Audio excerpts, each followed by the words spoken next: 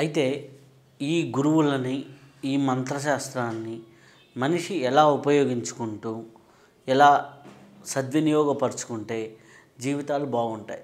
దీనికి మారెళ్ళ రామకృష్ణ మాస్టర్ గారు 25 సంవత్సరాల క్రితమే 1999 ప్రాంతం నుంచి ఆయన ఈ సమర్థ సద్గురు స్పర్శ ధ్యానం అన్నారు.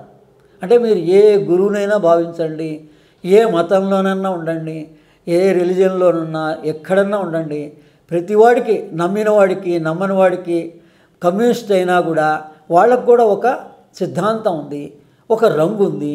వాళ్ళు ఎరుపు రంగు అనేటువంటి దాన్ని వాళ్ళు భావిస్తున్నారు కదా, అదే సూర్యుని యొక్క రంగు. అందుకని ఇది గురువుగా భావించవచ్చు, మీరు ఒక రంగుగా భావించవచ్చు. వాళ్ళ స్పర్శ మనకి కలగాలి.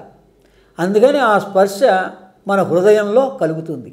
అందుకని ఈ 7 రంగులు, 7 కిరణాలు, 7 జంటలుగా ఆయన మనకి ఒక 14 మంది గురువుల్ని లోకానికి మరొకసారి పరిచయం చేసి వాళ్ళ యొక్క విశ్లేషణని వాళ్ళ జీవిత చరిత్రల ద్వారా మనం ఆ గురువుల్ని ఆశ్రయించవచ్చండి. చాలా సులభంగా వాళ్ళ గురు చరిత్ర, ఒక రమణ మహర్షిని మనం చాలా సులభంగా మనం ఆయన అనుగ్రహాన్ని పొందవచ్చు, ఆయన స్పర్శని పొందవచ్చు. ఆ రకంగా వాళ్ళని ఉపయోగించుకోవచ్చు. ఏ గురువునైనా కర్మ ధ్యానం అనేటువంటిది చెప్పాం కదా, ఆ రకంగా మీరు ఆ ధ్యాన మార్గంలో, యోగ మార్గంలో, లేదా ఈ మంత్ర సాధనా మార్గంలో, మంత్ర సాధన మీద విశ్వాసం ఉన్నవాడు గాయత్రి మహాలక్ష్మి మంత్రాన్ని ఉపయోగించుకొని చక్రాలను శుద్ధి చేసుకొని హృదయంలోనే కాన్సన్ట్రేట్ చేసిన, ఆజ్ఞాచక్రంలో కాన్సన్ట్రేట్ చేసిన ఈ స్పర్శ కలుగుతుంది.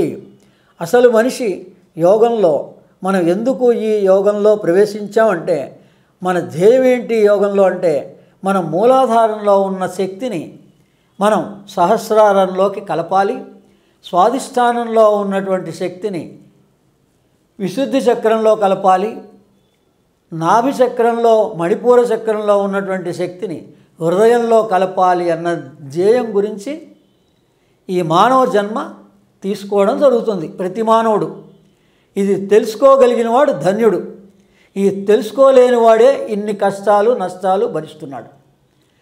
చాలా సులభం. మరి వీటిని ఎలా కలపాలండి అంటే, మనం ఏం చేయక్కర్లే, గురువులే చేస్తారు ఈ పని. ఆజ్ఞాచక్రంలో గురుస్థానం కాబట్టి మీరు ఆజ్ఞాచక్రంలోనూ హృదయంలోనూ ధ్యాస పెట్టి ముందు ధారణ పెట్టి చేస్తే ధ్యానంలోకి వెళ్తారు. ఈ ధారణ, ధ్యాన, సమాధి, ఈ మూడింటి సమన్వయమే సమర్థ సద్గురు స్పర్శ ధ్యానం. దీంట్లో సంయమనం అనేటువంటిది ఇంపార్టెంట్. అందుకని ఈ సంయమనం ఎక్కడెక్కడ జరుగుతుందో సమత్వం యోగయుచ్యతే అని భగవద్గీతలో దీని రహస్యం ఉంది. సమత్వం. అలాగే మనకి ఈ 3 చక్రాల కింద ఉన్నాయి, 3 చక్రాల పైన ఉన్నాయి.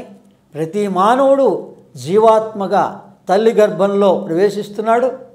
ఈ 3 చక్రాల యొక్క జ్ఞానం పరిపూర్ణమయ్యే హృదయస్థానంలో వచ్చాడు. ఈ పై చక్రాల వరకు వెళ్ళడానికే మానవ దేహం తీసుకున్నాడు.